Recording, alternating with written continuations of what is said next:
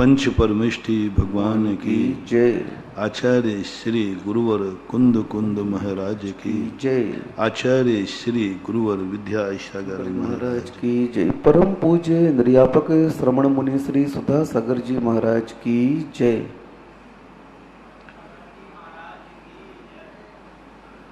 व्यक्ति का जो विकासवाद का सिद्धांत है वह मात्र इच्छाओं पर आधारित हो रहा है। वो निर्णय नहीं कर पा रहा है। यदि हमारे जीवन में हम विकास चाहते हैं तो हमें जो कल हमने बात कही थी, पहले तो यह निर्णय करो कि जो तुम कर चुके हो इससे आगे कोई और करने लायक है कि नहीं। तुम्हारी श्रद्धा अंदर से पूछ रहा हूं, महाराजों से नहीं, गुरुओं से नहीं, शास्त्रों से नहीं। तुम्हारी आत्मा में ऐसा कुछ भाव आ रहा है कि मैं बहुत कुछ कर चुका हूं, लेकिन कुछ ऐसी फीलिंग हो रही है जैसे मैंने कुछ किया नहीं है। समझना, बहुत कुछ कर चुका हूं ऐसा मेरे हिसाब में, मेरे गणित में आ रहा है, लेकिन अंदर की आवाज आ रही है कि अभी तूने कुछ किया नहीं है। ये दो विरोधी भाषा हैं विकासवाद का नारा। हम अपने मन, अपने ज्ञान, अपनी शक्तियों का विकास कैसे करें, ये दो प्रश्न जिनके पास उठते, जो ये कहते हैं मैं सब कुछ कर चुका, उनका विकास रुक चुका, और जो कहते हैं मैंने कुछ नहीं किया, वो हतोत्साहित हो जाएगा। जो के मन में दोनों प्रश्न एक साथ उठे, ऐसा लग रहा है कि मैं बहुत कुछ कर चुका हूं, लेकिन अंदर से आवाज आ रही है कि अभी बहुत कुछ करना है। यहां तक तो सब कुछ कहते, महाराज जी पूरी जिंदगी तो निकाल दी मैंने सब कुछ तो कर लिया, क्या नहीं किया। बीमार व्यक्ति है कि महाराज सब कुछ दवाइयां खा ली मैंने बहुत व्यापार धंधे कर लिए, लेकिन कोई लाभ नहीं हुआ। ये सब कहते, लेकिन वो दूसरी आवाज नहीं उठ रही है कि जो कुछ मैंने किया है अभी कुछ ऐसा लग रहा है कुछ बाकी है। कोलू का बैल जब चलता है, वो चलता है, वो कहता है मैं इतना चल चुका हूं, इतना चल चुका हूं, बड़े शौक से चक्कर लगाता है, और एक भावना उसके अंदर रहती है कि अब मैं इतना चल चुका हूं, कल से मालिक मुझे चलाएगा नहीं, क्योंकि आखिर कितनी मंजिल होगी। घोड़े कह रहे हैं कि तू दिन भर में बहुत चल चुका है, शरीर चूर चूर हो चुका है, सब शरीर चूर चूर हो चुका है, बिल्कुल सब कुछ। उससे उसने अंदाज लगा लिया कि मैं बहुत कुछ चल चुका हूं। वो अपने मन को समझाता है बस थोड़ी और रह गया, हमारे मालिक का थोड़ा सी मंजिल और रह गई होगी, देखो इतना तो चला लिया ना, अब बस मेरा रुकना निश्चित है, बस थोड़ा और, थोड़ा और, थोड़ा और वो मन को समझा समझा करके शाम तक चलता है। और जैसे ही उसका मालिक कहता है बस रुक जाओ, तैसे ही उसको एक ठंडी सांस आती, बस अब मेरा चलना बंद हो जाएगा, क्योंकि मालिक की मंजिल आ गई। बड़ी शान। लेकिन जैसे उसकी आंख की पट्टी खुलती है, तैसे ही वो टूट जाता है, टूट जाता है। ये कैसा विरोधी। शरीर कह रहा है, घोड़े कह रहे हैं कि तू 10 किलोमीटर चल चुका है, 10 कोस चल चुका है। शरीर बता रहा है चल चुका हूं, और आंखें कह रही देख ले रे बुद्धू, जब तू कोलू में आया था उस समय देख, थोड़ा आंख उठा कर, यही कुआ था ना, यही रहट है ना, यही सारा सब कुछ है ना। शरीर और आंखों का द्वंद्व विरोधी हो गया। आंखें कहती देख ले वही है जो कुछ था तू सुबह, और शरीर कहता है कि फिर मैं चूर चूर के, तो शरीर से कहो तू एक कदम भी नहीं चला, वही कुएं का है। तो शरीर कहता मर गया मैं तो चल चल करके। सारा संसार कहीं, अपनी जिंदगी कहीं कोलू के बैल के समान तो नहीं है। कहीं सोचना, कहीं बहुत बड़े हो गए, बूढ़े हो गए हो, शरीर थक रहा है, शरीर चूर चूर हो रहा है, अब उठने बैठने की हिम्मत नहीं रही, लगता है कि मैंने बहुत जिंदगी गुजार दी, मैंने बहुत बहुत बड़ी जिंदगी गुजार दी, 50 साल, 60 साल, 100 साल। थोड़ा आंख की पट्टी खोल के देखो, जहां जन्मे थे वहीं हो, जिनके बीच जन्मे थे उन्हीं में हो, जिस रूप में जन्मे थे वही हो, तुम्हारा सोच वही है जो पहले दिन था। पहले दिन भी आप रोटी रोटी चिल्ला रहे थे, आखिरी दिन भी उठते ही रोटी रोटी चिल्ला रहे हो। पूरी तुलना करना, सब कुछ वही होगा। अब उस समय तुम टूट जाओगे तो क्या मैंने जिंदगी व्यर्थ निकाल दी? क्या जिंदगी यूं निकाल दी? ये तो निर्णय आपको करना है। कुआं बता रहा है ना, ये खेत बता रहा है ना। मालिक कहता है बुद्धू कहीं के, इसलिए मैंने तो आंखों पे पट्टी बांध दी थी, क्योंकि बैल को आंखों पे पट्टी नहीं बांधा जाए तो वो 2-3 चक्कर में गिर जाएगा, क्योंकि वो कहेगा कि मैं इतना चल रहा हूं, लेकिन वहीं के वहीं वो गिर जाएगा। ऐसे ही प्रकृति ने एक मोह रूपी पट्टी बांध देती है, और तुम लोग चलते रहते हो, चलते रहते हो, चलते रहते हो। जब जिंदगी का अंत आता है तो बस निढाल हो जाते हो। कुछ लोग उस समय चेतते हैं, जिसे संलेखना कहते हैं, समाधि कहते हैं। कुछ लोग तो बस कुछ बोलते बोलते बोल ही नहीं पाते, यानी जिंदगी भर बोलते रहे, फिर भी पता नहीं अंतिम बोल में क्या बोलने को रह जाता है। लोग कहते महाराज जी वो कुछ बोलना चाहते थे लेकिन वो बोल नहीं पाए। तो मैंने कहा जिंदगी भर बोले कि नहीं? अरे महाराज उन जैसा बोलने वाला कोई नहीं था। बताओ, जिंदगी भर बोलने के बाद अब क्या रह गया बोलने को, जो प्राण निकलते निकलते शब्द गले तक आया और चला गया। जब तुम्हें कभी भी ऐसा लगे कि अभी कुछ और बोलने को बाकी रह गया था, समझ लेना तुम्हारे मन में अभी कुछ और गुंजाइश थी। क्या रह गया वो खोजो। क्या वही पुनरावृत्ति बात तो नहीं करना चाहते हो जो अभी तक तुम करते जाए? कुछ नया बोलने का मन है कि वही बोलने का मन है? लेकिन व्यक्ति समझ नहीं पा रहा। 2 प्रश्न एक साथ उठे हमारे जीवन में। मैंने अभी जो कुछ किया है, अभी कुछ और करना बाकी है, वही नहीं जो कर चुके हैं। कुछ है नया जो मुझे करना है। बस अब तुम्हारे विकासवाद का नारा चालू हो रहा है, अब तुम्हारे आगे बढ़ने का चालू है, अब तुम्हारी जिज्ञासा जिजीविषा आगे बढ़ेगी। अभी कुछ और करना बाकी है, बहुत करना। पहले ये सोचो, विचार करो, सब कुछ कर चुके हो कि या कुछ करना बाकी है? कहीं भी, कोई भी, जितने कार्य तुम्हें मिले, तो तुम्हारे जितने भी लोग दुनिया में मिलेंगे, वे जो जो कार्य तुम्हें बताएं, तुम्हारा एक ही उत्तर, ये तो मैं कर चुका हूं, ये तो मैं कर चुका हूं, मैं तो ये कर चुका हूं, सब चीज में कर चुका हूं। यहां से गुरु की शुरुआत होती है, धर्म की शुरुआत होती है। धर्म की शुरुआत जब होती है जिंदगी में, गुरु की जरूरत जब पड़ती है जिंदगी में, शास्त्रों की जरूरत जब पड़ती है जिंदगी में, जब संसार का हर व्यक्ति जो जो काम बताए और तुम्हारी आवाज आवे, मैं कर चुका हूं,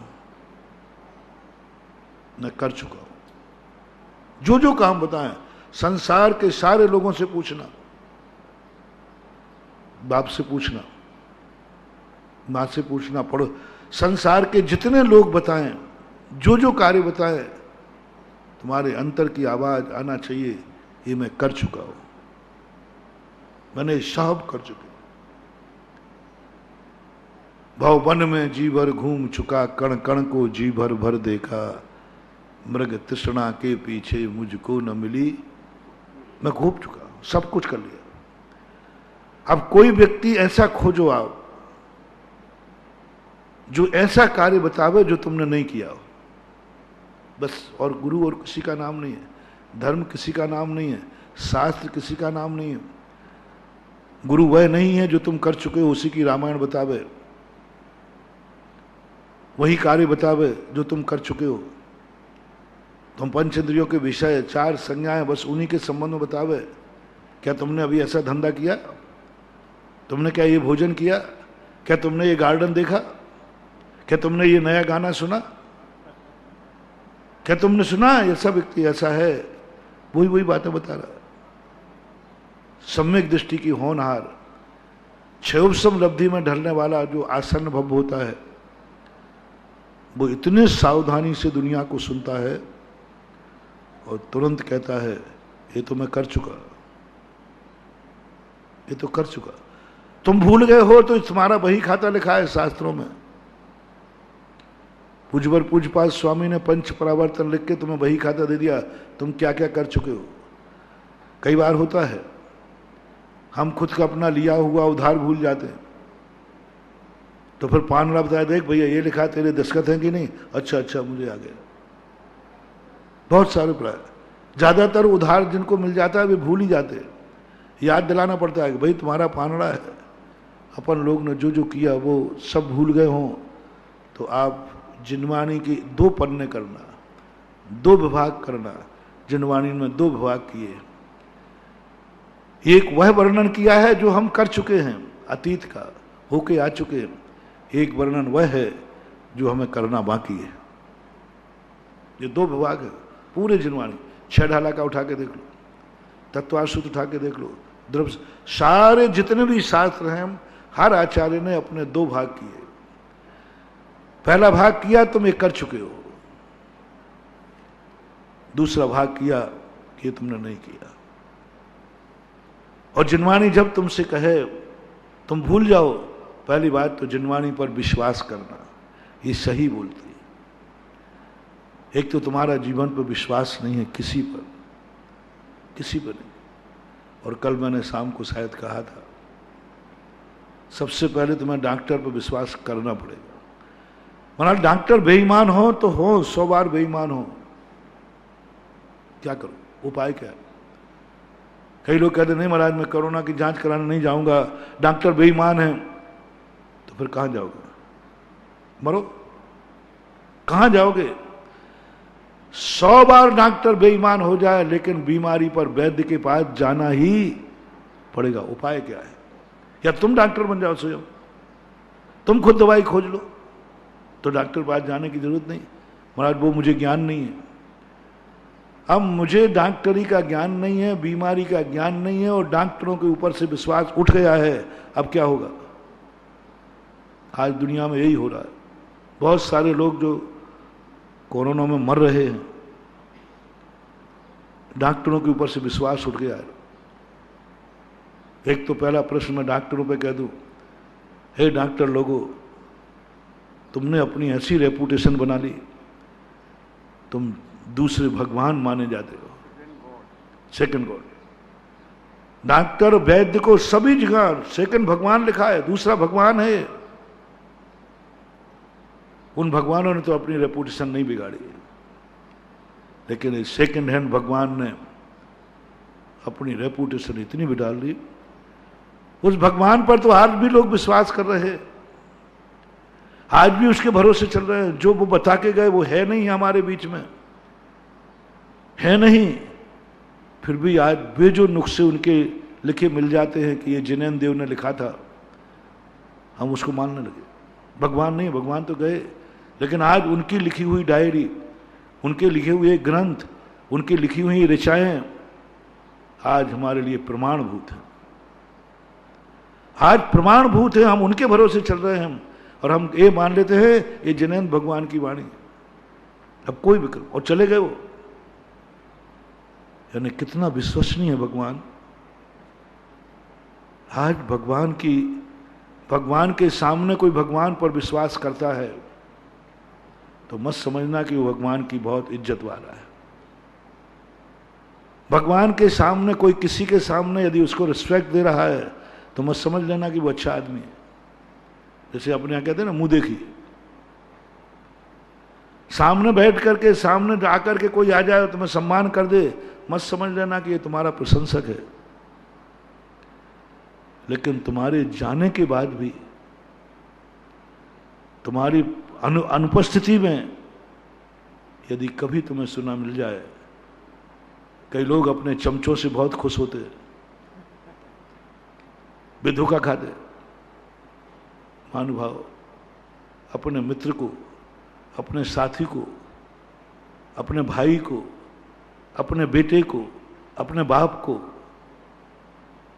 आप एक दूसरे के मियाँ बीवी को, एक दूसरे के साथ जितने भी संबंध हैं, उन संबंध, ये धोखेबाज संबंध है या अच्छे संबंध है? ये संबंध टिकाऊ है कि ये अटिकाऊ है? ये संबंध मुझे दुख का कारण बनेगा कि सुख का कारण बनेगा? एक तुम्हें एक थोड़ा सा एक मंत्र दिए देता हूं। जो भी संबंध हो, दोस्त से लेकर, मैंने सब कह दिया, सब में कभी तुम्हारी पीठ पीछे उसने प्रशंसा की है क्या तुम्हारी? जैसे एक दिन मैंने कहा था, तुम बहुत अच्छी सासू हो, बहू तुम्हारी बहुत सेवा करती है, बहुत अच्छा तुम्हें खिलाती है, पिलाती है, सब बहू हे जगदम्बा माता सब कहती है। मत समझना, कभी यदि वो पीहर जावे और अपनी माँ से वो प्रशंसा कर ले कि माँ, मेरी माँ, सासू माँ साक्षात जगत माता है, मैं तुझे भूल गई बेटी, तू मुझे भूल गई, कोई आजकल फोन नहीं करती, तू मुझे भूल गई, मेरे बिना लाडली बेटी है, तू मेरे बिना नहीं रह सकती थी, मुझे कितनी यार रो रो के गई थी तू, कितने बार तूने कहा था कि मैं नहीं जाऊंगी, मुझे नहीं करना शादी, मुझे नहीं करना, आजकल तो तू मुझे भूल ही गई। तो बहू कहे, माँ मुझे तुझसे अच्छी माँ मिल गई है, इसलिए मैं तुझे भूल गया। क्या माँ मिली? यदि कभी किसी सासू को यह शब्द पता चल जाए कि मेरी बहू ने अपने पीहर में मान से मेरी प्रशंसा की है, समझ लेना ये बहू नहीं, तुम्हारी जन्म जन्म की मीत है और जन्म जन्म की सही व्यक्ति है, और तुम सही हो। समझ लेना कि यह है मेरा भक्तन, ये मेरा बेड़ा पार करेगी, ये मेरा बुढ़ापा निकालेगी, ये मेरी कुल की मर्यादा रखेगी, ये मरने के बाद अपने कमरे में मेरी फोटो टांगेगी, मरने के बाद फोटो टांगेगी, क्योंकि इसके लिए हमारे, इसलिए पीहर जाके प्रशंसा। आपका पाप कभी सामने बाप आशीर्वाद दे रहा है तो मत समझना कि ये, कभी वो किसी दूसरे बाप के साथ बैठा हो, अपने दोस्तों के साथ, और वो कहे मेरा बेटा क्या है, गजब कर दिया, जिंदगी में मैं नहीं कर पाया और जो मेरे बेटे ने किया। यदि ऐसा बाप तुम्हें मिल जाए, समझ लेना तुम्हारा बाप बेटे का संबंध जन्म जन्म का है और रहेगा। ऐसे बेटा जब पिता की प्रशंसा करे, ऐसा मियाँ बीवी जब अब सहेलियों में बैठे, तुम्हें मत समझना कि तुम्हारी देवी परमेश्वर तुम्हें पति देव करे, वो तो पता नहीं, हम अंदर से तो उसकी भगवान जाने। अब ये अंदर की बातें मैं ज्यादा खोलूंगा नहीं। आपसी में तुम लोग एक दूसरे को बहुत चाह रहे हो ना, चाहे तो चाहना पड़ेगा, मजबूरी है, तुम उसके बिना नहीं रह पा रहा वो तुम्हारे। यदि आपकी स्त्री सही है, इसकी प्रशंसा मात उसकी सहेली से, जब वो अपनी सहेली के पास बैठती है, उस समय होती है अपने पतियों की पहचान। उस समय यदि वो कोई सहेली से कह दे मेरे तो भाग्य खुल गए, साक्षात देवता मिला है, ससुराल क्या मिली, मुझे तो स्वर्ग मिला है, धन्य हो गई, समझ लेना यह तुम्हारी सती सावित्री सीता है, जो तुम कितने भी कष्ट दोगे, मरते समय यही कहेगी सीता, जब भी मुझे यदि ग्रस्त जीवन अपनाना पड़े तो मैं राम की पत्नी बनूं। बताते सीता मरते समय इतने कष्ट के बाद यही कह के पृथ्वी में समाधि वैष्णव दर्शन में, कि यदि जब भी मुझे ग्रस्त बनना पड़े तो आप जैसे पति मेरे मिले। ये संबंध है। इसी प्रकार जब गुरु शिष्य गुरु की अनुपस्थिति में शिष्य की कोई प्रशंसा हो जाए, शिष्य प्रशंसा कर देवे अपने साधर्मियों के बीच में, अपने कितने भाग्य हैं कि अपन को ऐसे गुरु सामने तो करेंगे, सामने करने में कोई मतलब नहीं। इसी प्रकार गुरु अपन को कितने भी आशीर्वाद देवे, कितने आशीर्वाद दे देवे, देगा वो तो, समझाएगा। मत समझना कि गुरु ने तुम्हें स्वीकार कर लिया है, मत समझना गुरु का आशीर्वाद तुम्हें है। गुरु कभी एक समाचार मिले, गुरु परोक्ष रूप में अपने दूसरे शिष्यों के लिए रेफरेंस दे रहा था। देखा हमारा एक वो शिष्य है, रेफरेंस दे रहा था दूसरे को आदर्श बना रहा था। तुम मालूम तुम क्या हो, कुछ नहीं करते, हमारे पहले शिष्य ऐसे था, ऐसा था। कभी ऐसा शब्द तुम्हें सुनने में आ जाए कि गुरु ने परोक्ष में भी, तो तुम समझना गुरु ने तुम्हें स्वीकार कर लिया है, गुरु ने तुम्हें स्वीकार कर लिया है। कई बार गुरु दीक्षा देके पछताते हैं, मैंने दीक्षा देके गलती की, इससे बड़ा अभिशाप दुनिया में नहीं होता। और कई लोग बोलते हैं गुरु दीक्षा देकर धन्य हो गए, दूसरे को रेफरेंस दे रहे हैं, ये देखो ये भी तो मेरा शिष्य था, ये भी तो मेरे शिष्य हैं, और तुम देखो और ये देखो। तो समझ लेना पीठ पीछे मरने के बाद प्राय हम लोगों ने, आप लोगों ने देखा है, मरने के बाद एक फोटो लगाई जाती है जिसपे अगरबत्ती जलाई जाती है। फोटो पर दिखते ही लोग समझ जाते हैं कि मामला गड़बड़ है, और फोटो पर माला और हो। जिंदा की फोटो लग सकती है, लेकिन जिंदा की फोटो पर माला नहीं पहनाई जाती, ऐसा कुछ कहते हैं। जिंदा की फोटो तो मिल जाएंगी, लेकिन जिंदा फोटो के सामने माला नहीं पहनाते, अगरबत्ती नहीं लगाते। अगरबत्ती और माला किसी फोटो पर है, समझ लेना कि वो जा चुका है। फोटो क्यों लगाई जाती है, क्या जरूरत है फोटो की, क्या जरूरत है? मैंने बहुत सोचने के बाद पता चला, जिंदा में तो हर व्यक्ति फोटो लगा देता है, मरने के बाद फोटो लगने का अर्थ है कोई अच्छा आदमी मरा है, कोई किसी का प्यारा मरा है, कोई किसी का प्रिय मरा है, कोई उपकारी मरा है। इस दुनिया की, इस घर की, इस परिवार की, इस जाति की, इस राष्ट्र की कोई ना कोई हानि हुई है, उसकी स्मृति के रूप में फोटो लगाई जाती है। भगवान की मूर्ति क्यों? ये भगवान की पवित्रता का प्रतीक है, ये पवित्रता का प्रतीक है। पापियों की भी मूर्तियां बनती हैं, लेकिन नाश के लिए। मंदिर में भगवान की मूर्ति बता रही है, उनके सामने, जो मैंने एक दिन कहा था ना कि मूर्तियों के सामने बैठ कर के निधत्त निकाचित कर्मों का क्षय क्यों, मूर्तियों को देखकर दर्शन क्यों? वो कितना महान होगा, कितना महान होगा, कितना महान होगा कि उसके जाने के बाद भी आज लोग उसी श्रद्धा से नाम ले रहे, उसी पवित्रता से नाम ले रहे, और वही मान रहे हैं कि जो सामने था। अद्याप यस्याजित शासनस्य सताम प्रणेतो प्रतिमंगलार्थम प्रगृह्यते नाम परम पवित्रम सुसिद्धि कामेन जनेन लोके। महानुभाव, बहुत बड़ा थर्मामीटर दिया मैंने आपको। कोई व्यक्ति के मरने के बाद भी लोग उसके नाम को मंगल मानने लग जाएं, मरने के बाद उस नाम को भी मंगल मान रहे हैं कि नाम लेना भी धन्य है। समझ लेना वो आदमी कितना अच्छा था। मैं अपनी खुद की बात बताता हूं, मैं कैसे मान लूं कि अरहंत भगवान ठीक थे।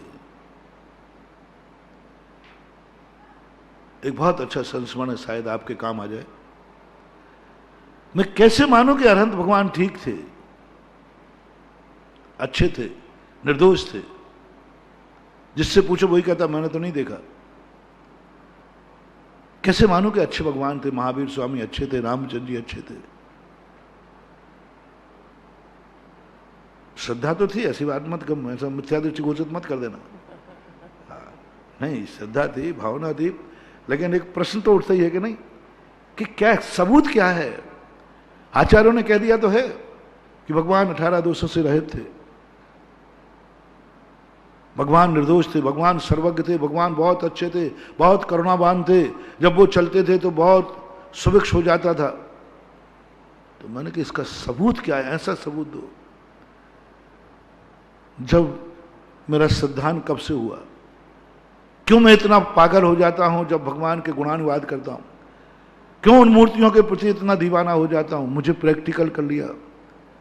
मैं जब चत्तारी मंगलम का पाठ कर रहा था, एक दिन चत्तारी मंगल का ही ध्यान किया। मेरे विषय अलग अलग होते हैं, ध्यान में जुट जाऊं तो 2-4 घंटे उसी में लगता हूं। ये प्रवचन ऐसे ही नहीं देता हूं, ये प्रवचन सब मेरे खुद के लिए बनाए हुए हैं। अब तुम लोग आ जाते हो तो उसमें दे देता हूं, जैसे आप अपने लिए रोटी बनाते हो, मैं आ जाता हूं तो मुझे दे देते हो, तो अपना भी काम है ये। आप लोगों के लिए स्पष्ट कहा कि तुम अपने लिए रोटी बनाओ, साधु आ जाए तो दे देना। ऐसे ही मैं जो कुछ भी बनाता हूं अपने लिए बनाता हूं, आप लोग आ जाते हो तो मैं तुम्हें दे देता हूं। मैं उद्देश्य, चिंता मत करना, मेरा प्रवचन उद्दिष्ट नहीं है। खुद ही बनावे खुद ही खावे, खावत नहीं खावे। मैं तुम्हारे लिए बिल्कुल नहीं बनाता, इसलिए आपको उद्दिष्ट का दोष नहीं लगेगा। तो मैं चत्तारी मंगलम पर कहा था, मैंने कि अरहंत मंगलम, सिद्ध मंगलम, शाहू मंगलम, ये अरहंत मंगल आज भी लोग कह रहे हैं। आज भी लोग मंगल क्यों कह रहे हैं? मुंह के सामने कहना तो मजबूरी हो सकती है, कुछ भी आज भी मंगल क्यों कह रहे हैं लोग? चत्तारी मंगलम, अरहंत मंगलम, सिद्ध मंगलम, आचार्य साधु मंगलम तो हमें समझ में आते हैं, क्योंकि आपके काम कर हो रहे हैं ना। तुमने कहा नमोस्तु महाराज, मेरा काम हो, आशीर्वाद। मंगल नहीं करोगे तो 100 बार कहोगे, नाक रगड़ के कहोगे। तुम्हारे काम कर रहा हूं ना, तुम्हारे काम हो, लेकिन वो तो है ही नहीं हमारे बीच में, फिर भी आज हम मंगल कह रहे हैं। समंत्रभद्र महाराज ने यही सोच किया, भगवान मुझे मालूम नहीं कि आप शक्तिमान थे कि नहीं, आप अतिशयमान थे कि नहीं, आप में क्या अतिशय थे हमने सुनी है कहानियां, लेकिन मेरे पास एक सबूत है कि आप थे, क्योंकि आज भी तुम्हारा नाम उतना ही मंगलकारी है जिस समय आप दुनिया में थे तब था। आज आपका स्मरण, आपका नमोस्तु, आपकी पूजा, आपकी स्तुति, आपका स्मरण, तत्संग कथा जगताम दुर्तानि हंते, वो आता ना, तत्संग कथा जगताम दुर्तानि हंते। हे भगवान, आस्ताम तवस्त मन मस्त समस्त दोषम तत्संग कथाम, आपका गुणानुवाद तो दूर रहा, आपकी कथा को करना मात्र, सुनना मात्र मांगलिक हो रहा है। और प्रैक्टिकल देखा, मेरा मंगल कार्य हो रहा था, मेरा कार्य बिगड़ना था, जैसे मैंने आपका नाम किया मंगल हो गया, अमंगल टल गया।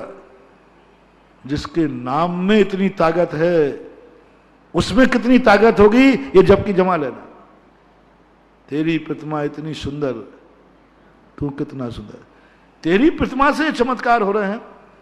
तेरी प्रतिमा को नमोस्तु करता हूं, तेरी प्रतिमा की पूजा करता हूं, तब मेरे काम हो रहे, तो फिर प्रतिमा में जब इतना है तो तुम्हें कितना होगा? ये पारिशेष न्याय, ये जबकि जमा लेना चाहिए। आज भी मंगल है भगवान। अब मुझे विश्वास हो गया है, जिससे पूछो क्यों, भगवान का नाम लिया तो मंगल हो गया, भगवान का नाम लिया तो मंगल हो गया। अद्यापि यस्यादित शासन से सताम प्रणेतु प्रति मंगलार्थम, मंगल के लिए नाम ले रही है और मंगल हो रहा है। इससे पता चल गया, यह है प्रत्यक्ष प्रमाण।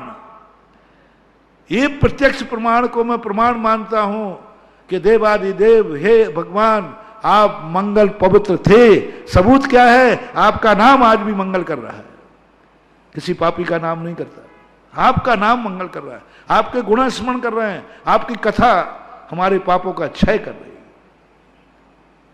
इसलिए महान व्यक्ति जब सामने है तब पूज रहा है, महान व्यक्ति जब सामने है तब उसकी स्तुति हो रही है, मत समझना। कई लोगों ने रावण की भी पूजा की है,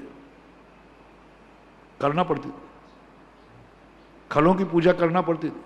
आप देखना जितने हिटलर शाही राजा हुए वे अपनी पूजा करवाते थे, करते थे लोग, लेकिन मरने के बाद रावण की जीते जी जितनी पूजा हुई, जीते जी पूजा हुई रावण की, खूब पूजा कराते थे।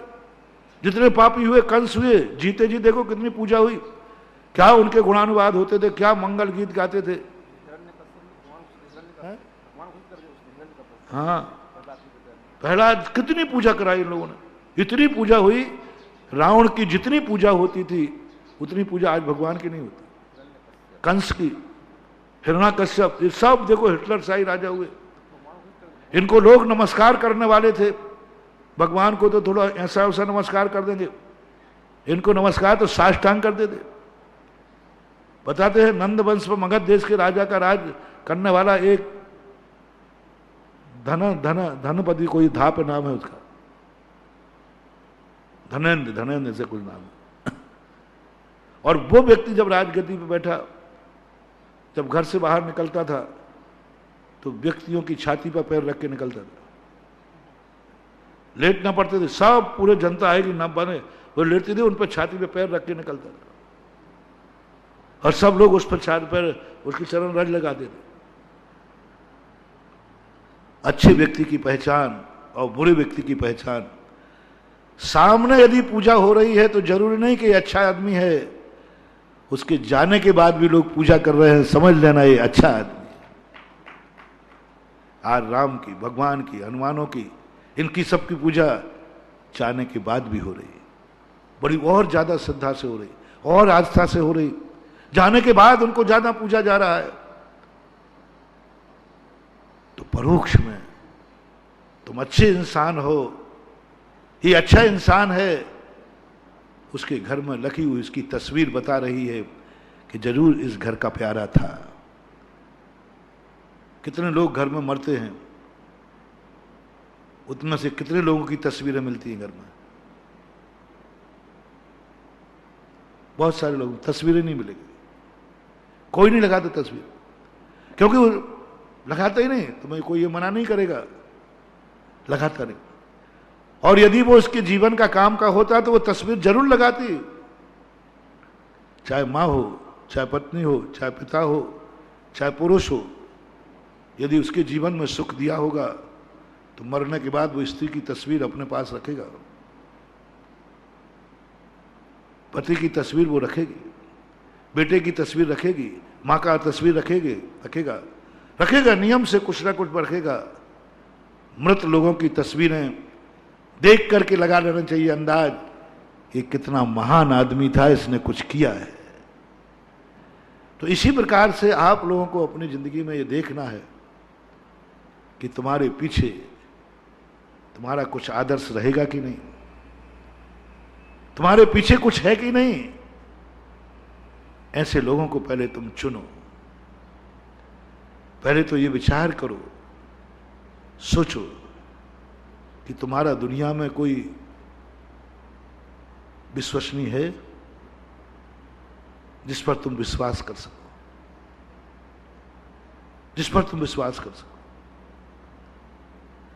और उस भाग को बता सके जो मैं भूल गया हूं।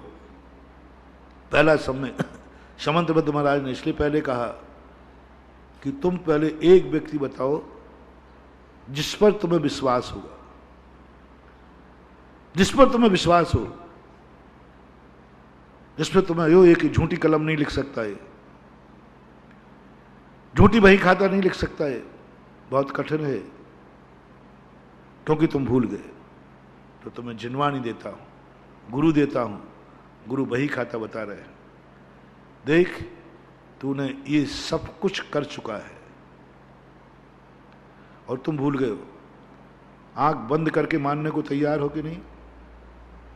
तुम्हें तो याद नहीं है, तुम तो भूल गए, तुम तो उनमें से हो, तुम मुझे नहीं जानते हो, तुम मुझे नहीं जानते हो। जिसका लिया है आज तक नहीं दिया, जिसका लिया है आज तक नहीं दिया। तुम वो हो, तुमने जो जो किया है वो सब भूल गए, तुम सब भूल गए, भुलक करो। उधार ले जाने के बाद हर व्यक्ति भूल जाता है, उसी के लिए बही खाता बनाए गए। उसी के लिए अस्थि से मसी बनाया गया। जब ऋषभदेव ने कहा कि अब उधार खाता चलेगा, लेन देन चलेगा, व्यापार चलेगा, एक दूसरे से विश्वास उठेगा, इसलिए विश्वास नहीं होगा बही खाता, मसी का उपदेश दिया उन्होंने। मसी दुनिया में इतनी जरूरी थी, अस्थि से भी ज्यादा महत्वपूर्ण मसी हो जाती। यदि मसी बीच में नहीं आती तो आज दुनिया दुनिया को मार डालती, दुनिया दुनिया को खा जाती, क्योंकि हर व्यक्ति भुलक्कड़ हो जाता, हर व्यक्ति भूलता, भुलाने का प्रयास करता। इसलिए ऋषभदेव ने कहा ये सब मरेंगे, क्योंकि इन्हें व्यापार सिखा दिया, व्यापार में लेन देन होगा, सब कुछ होगा, तो उन्हें बही खाता सिखाया। और बही खाता है जो आज तक इस दुनिया को सही चला रहा है। बनिया की दुकान में से सब गायब हो जाए तो चिंता नहीं करता, बही खाता गायब नहीं होने दे। यदि 1 करोड़ रुपया भी तिजोरी में रखे, वो तिजोरी नहीं उठाएगा। मुझसे कहा जाए दोनों में से एक उठा दो, तो वो कहता बही खाता उठा दो। इसलिए अपने जीवन में जिनवाणी को एक बही खाता मान लो। हम अभी तुम्हें शास्त्र नहीं कह रहा हूं, क्योंकि अभी तो शास्त्र तुम मानोगे, मेरे मानने से नहीं। मैं तुमसे नहीं कहूंगा ये शास्त्र पूजनी है, वो तो तुम पूजोगे, मेरे कहने से क्या। अभी तुम मात एक बता दो कि बही खाता लिखने वाला मुनीम मानो, भगवान नहीं बना रहा हूं, एक सेठ बना रहा हूं, मालिक बना रहा हूं, मुनि बना रहा हूं, भगवान है, उसने ये बही खाता लिखा है। भगवान मालिक हैं, हम मुनिराज मुनीम हैं, हम लोग सब मुनीम। भगवान ने जो व्यापार का लेन देन बताया, खाता करते रहे, सब कुंद कुंद स्वामी सर्वक सब। ये विश्वसनीय है कि नहीं आपकी दृष्टि में? कितने % है? झूठ मत बोलना, हमें बताने के लिए नहीं कर रहा हूं, अपनी छाती पे हाथ रख के बोल दो कि मेरा जिनेंद्र भगवान का दुकान, मेरा जिनेंद्र रूपी सेठ वो ईमानदार सेठ है जो कभी भी अपने बही खाते में मुनीम से गलत रोकड़ नहीं लिखवाता। उसका ऑडिट का सबका बही खाता एक ही होता है। आजकल के बेईमान बही खाते नहीं है कि सरकार में पेश करने का बही खाता अलग बनता है और धंधे का बही खाता अलग बनता है। हर व्यापारी के 2 बही खाते होते, हर क्षेत्रों में 2 बही खाते होते, हर दुनिया में 2 बही खाते, एक सरकार को दिखाने के लिए और एक ओरिजिनल होता है। भगवान ऐसा नहीं है, भगवान का एक ही बही खाता है।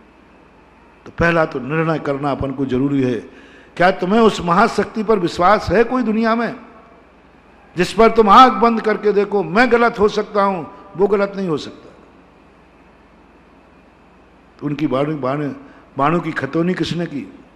अस्य मूल ग्रंथ करता रसी सर्वज्ञ देवा, तत्उत्तर ग्रंथ करता रसी गणधर देवा, प्रति गणधर देवा, तेसाम वचनानुसार मासाद्य आचार्य वर्य देवा। अब इन पर शपथ में ये मुनीम है, ये खतौनी करने वाले हैं, ये भगवान की वाणी को लिखा है, क्या इस पर विश्वास है? चल पड़े यूं सैंपल में लेके। पहले ये तो बताओ दुनिया में तुम जा रहे हो, कोई तुम्हारा दुनिया में विश्वसनीय है कि नहीं? और जिसमें दुनिया का कोई विश्वसनीय नहीं है, जाओ वो इस दुनिया में लुटे बिना रहेगा नहीं। किसी पर विश्वास ही नहीं तुम्हारा, कोई तुम्हारा है ही नहीं, तुम्हारी दृष्टि में कोई नहीं है कि जो सत्य बोलता हो। तुमने कहते हैं सारी दुनिया बेईमान है, सारी दुनिया धोखेबाज है। महानुभाव, बहुत बड़ी गलती कर रहे हो आप, बहुत बड़ी गलती कर रहे हो। हमारा तो सब पे से विश्वास उठ गया महाराज। क्यों उठ गया? बोले महाराज बताऊं, ऐसे ही नहीं उठ गया। जितने भगवान देखे सब खोटे निकले। दुकान के बाहर लिखा था भगवान और अंदर गए तो ऐसे काम पाए गए कि निकृष्ट हुए ना। कई भगवान हुए, रजनीश भगवान, बहुत सारे भगवान भगवान ही हैं। और भारत देश तो इतने भगवानों का देश है कि भक्त कम है, भगवान ज्यादा है। इसलिए मेरा तो भगवान के ऊपर से विश्वास उठ चुका है। गुरुओं के ऊपर, अरे महाराज गुरुओं के तो हाल ही बुरे हैं। हम गुरु मान के पूछते गए और वे जेल में पड़े। हम गुरु मान के पूछते गए उनके काले कारनामे देखो, उठ गया विश्वास। बहुत सारे लोगों ने विश्वास उठा दिया। बहुत सारे लोग मुनियों को नहीं मानते, इस पंचम कांड में मानते नहीं, बोले सब साधु पाखंडी हैं, सब बेकार की चीजें हैं, सब धोखेबाज हैं, सब धंधेबाज हैं, भेष मात्र है, सभी रावण के समान छद्म भेषी हैं। आपका विश्वास उठ गया गुरु में से, आप दूर भाग। शास्त्र में महाराज हमने तो पढ़ना ही बंद कर दिया है। जो शास्त्र पढ़ो, इस शास्त्र में ये लिखा वो लिखा, छोड़ो। बहुत बड़ी गलती कर दी आपने। मैं ये नहीं कह रहा हूं कि आप खोटे भगवानों के चक्कर में नहीं पड़ोगे, खोटे गुरु के चक्कर में नहीं पढ़ोगे, खोटे साथ नहीं मिले पढ़ोगे, लेकिन जाओगे कहां पर? जाओगे कहां पर? जाओगे कहां? तुम्हारी वो दशा हो जाएगी। तो महाराज फिर करूं क्या? आप दोनों, आपने खुद कबूल किया कि हम लोगों ने जो भगवानों पर विश्वास उठाया, इसलिए उठाया कि हमें ज्यादातर भगवान बेईमान मिले, बदमाश मिले, रागी देसी कसाई मिले, रागी देसी कामी क्रोधी मिले, साधु भी ऐसे ही मिले, सात भी ऐसे ही मिले। क्या बोलो, ये जनता का जो आरोप है ये गलत है कि सही है? नहीं, डरो मत। उसको ज्यादातर खोटे भगवान मिले कि चोखे भगवान मिले? राग सहित जग में रोलो मिलो सरागी देव। वो क्या करे बेचारा? हम उसको नास्तिक कहते हैं, पापी कहेंगे नास्तिक। वो कहता मेरी कहानी सुनो, मैं ऐसे ही नहीं हूं, दूध से जला बालक दही को फूक रहा हूं। मुझे देखो खोटे खोटे भगवान, जिस दरवाजे गया वही खोटा मिला, जिस गुरु को मैंने गुरु माना वही गुरु राक्षस निकला, भक्षक मिला, सब कुछ विनाश कर देता है, जेल में पड़े। शास्त्र को देख लीजिए। मैं बिल्कुल तुम्हारी बात को नकारूंगा नहीं, मैं स्वीकार करता हूं, मैं स्वीकार करता हूं तुम्हारा ये घृणा करना जायज है,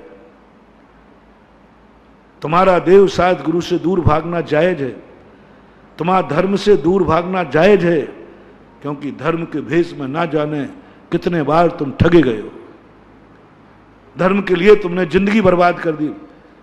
तुम उन ओझा फोझाओं से जिन्होंने अपने कुछ पाने के लिए बेटों की भी बलि दे दी, वो भी ठगे हो, कुछ नहीं मिला। खजाना प्राप्त करने के लिए बलि दे दी तुमने, कुछ नहीं मिला, ठगे गए हो। तुम्हारे ठगे का इतिहास देख करके तो मुझे भी रोंगटे खड़े हो जाते हैं कि इसका घृणा करना जायज है। कोई भी व्यक्ति किसी व्यक्ति से घृणा कर रहा है, उसके पीछे बहुत बड़ी कहानी है। बताते हैं कि डाकू लोग जो बनते हैं ना, हम इन डाकुओं को पापी कहते हैं, बड़े बड़े डाकू। जब इनकी कहानी सुनो तो रोंगटे खड़े हो जाते हैं। इनके डाकू बनने के पीछे कितनी बड़ी कहानी है। क्यों इतने निर्दयी हो जाते हैं?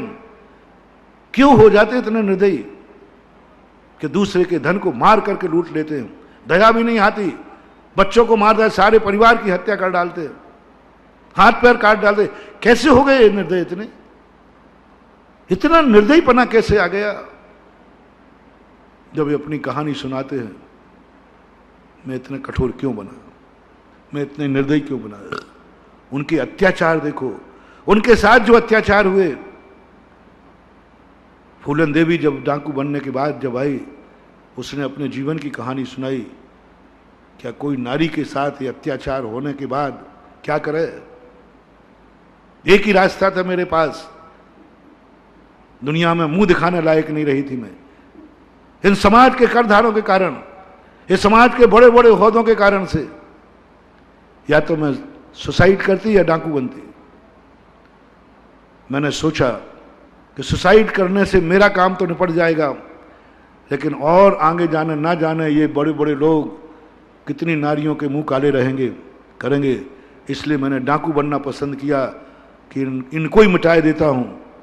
मैं नारी उद्धार के लिए डाकू बनी हूं, नारी जाति की रक्षा के लिए नारी बनी हूं, डाकू बनी हूं। नारियों के साथ ऐसे अत्याचार ना हो, मैं इसलिए डाकू बनी। मैंने जब एक उसकी स्टोरी पेपर में पढ़ी, मैं भी स्तब्ध रह गया। मैं अब उसको पापन किस मुंह से कहूं? पापन किस मुंह से कहूं? पाप करने वाला तो दूसरा था जिसने पापन बनाया। मैं कैसे पापन कहूं? ये डाकू जितने देखो इतने सबकी हालत यही होती है। महानुभाव, जब भी कोई व्यक्ति किसी से घृणा कर रहा है, थोड़ा एकदम मत कहो ये नास्तिक है, ये पापी है, ये दुर्गति जाएगा। उसके पीछे का इतिहास उठाओ, उसके साथ क्या क्या हुआ है।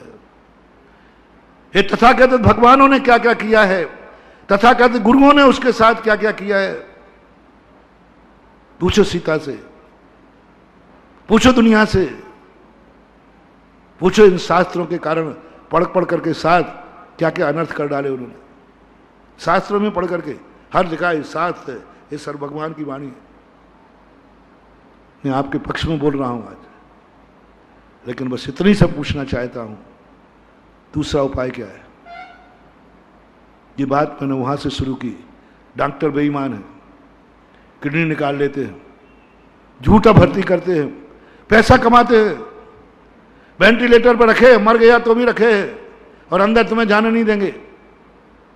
बाहर दिखा देंगे मशीन में, देखो अभी चल रहा है, और मर गया, और मरना था, पैसा कमा रहे।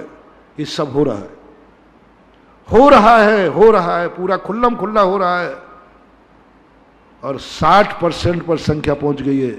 60% डॉक्टर बेईमान हो गया है। और गुरुओं के भी हाल है, ये भगवानों के भी हाल है, शास्त्रों के भी हाल है। जितने जितने तुम्हारे जीवन के उपकारी हैं उन सब के ही हाल है। सब बेईमान, परसेंटेज बेईमानों का ज्यादा है। साधुओं में बेईमान गुरु साधु ज्यादा, भ्रष्ट साधु ज्यादा। भगवानों में भी तथाकथित भगवान कहलाने वाले भ्रष्ट बेईमान भगवान ज्यादा। शास्त्रों में भी 60% सब पूरा पूरे मिलाकर के बोल रहा हूं इकट्ठा। और डॉक्टरों को भी 60% डॉक्टर आज बेईमान हो गए। 60% डॉक्टर बेईमान हो चुके हैं। कई बार मैं कोरोना के वालों से कहता हूं, भैया जांच करा लो। अरे महाराज जी मैं नहीं जाऊंगा। मैंने क्यों? बोले महाराज वो किडनी निकाल लेगा। क्यों? वो अस्पताल में भर्ती कर लेगा। हो डॉक्टर हो, तुम दूसरे भगवान थे, तुमने आज अपनी क्या इज्जत बना ली, क्या इज्जत बना ली, क्या विश्वास हो गया। लोग मरना पसंद करते हैं, डॉक्टर की गोली खाना पसंद नहीं करते। चेतो रे डॉक्टर हो, बर्बाद हो जाओ। तुम जिस पद पर बैठे हो वो पद भगवान के समान पूछता है, तुम बर्बाद हो जाओगे। भगवान के पद पर बैठ करके लोग भगवान मानते, लेकिन छोड़ो उनकी, वे डॉक्टर तो सुधरने वाले हैं नहीं। मैं आपसे कहता हूं, मैं आपकी बात को स्वीकार कर लिया, लेकिन बीमार होने पर उपाय क्या है,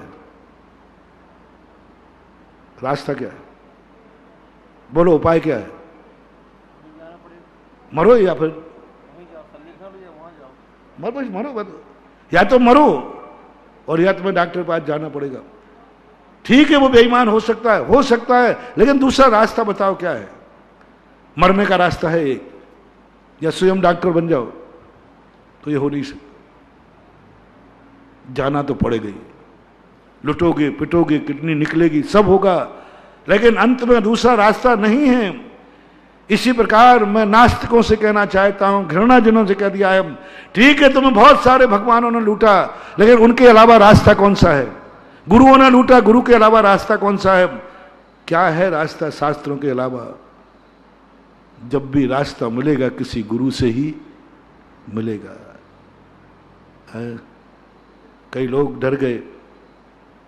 एक व्यक्ति था बिना तैरने वाला, वो नदी में कूद गया, डूबने लगा, तो तैरा गया, उसने एक झापड़ मारा। बोले मूर्ख कहीं का, मूर्ख कहीं का, जब तैरना नहीं आता तो पानी में कूदा क्यों?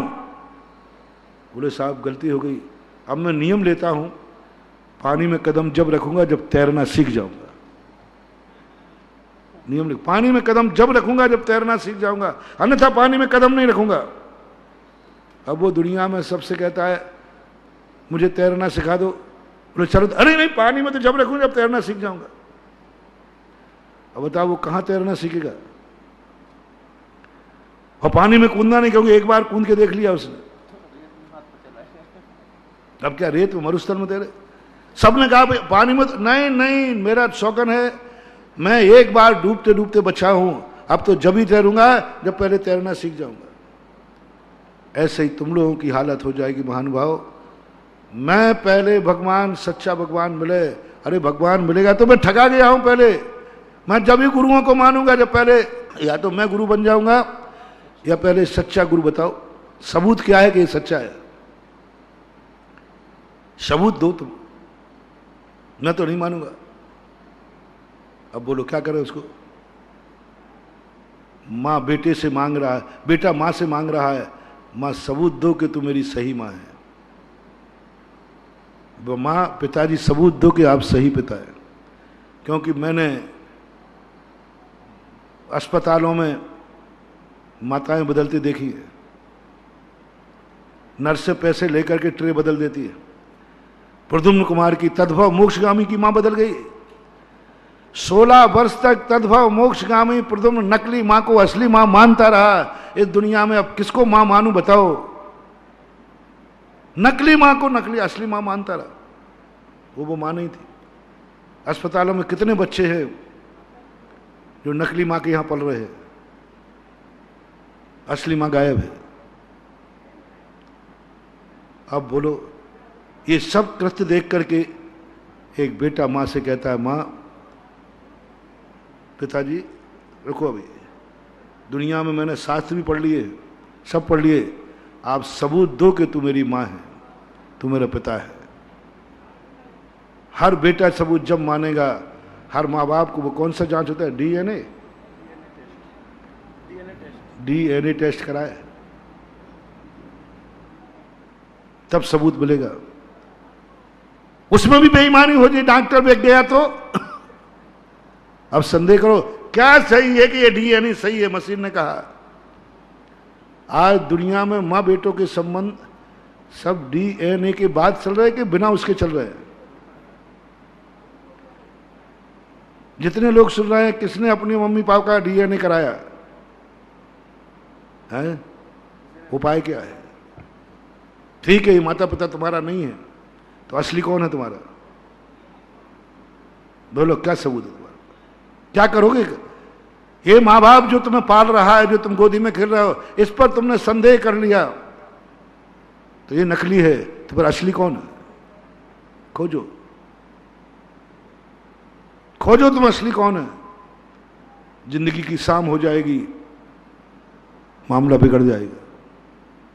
इसलिए महानुभाव, अपनी जिंदगी में एक विश्वास करके एक व्यक्ति चुनो जो पर तुम्हें कोई भी संदेह ना हो, कोई भी विकल्प ना हो। वो जो कहे वही सब कुछ है, कुछ भी नहीं, तुम्हें सोचना नहीं है। आज्ञा सिद्धम तो तदग्राह्यम था बाद अनुजना, बस एक। इसके बाद अपन और समझेंगे, समय आपका हो गया। महावीर भगवान।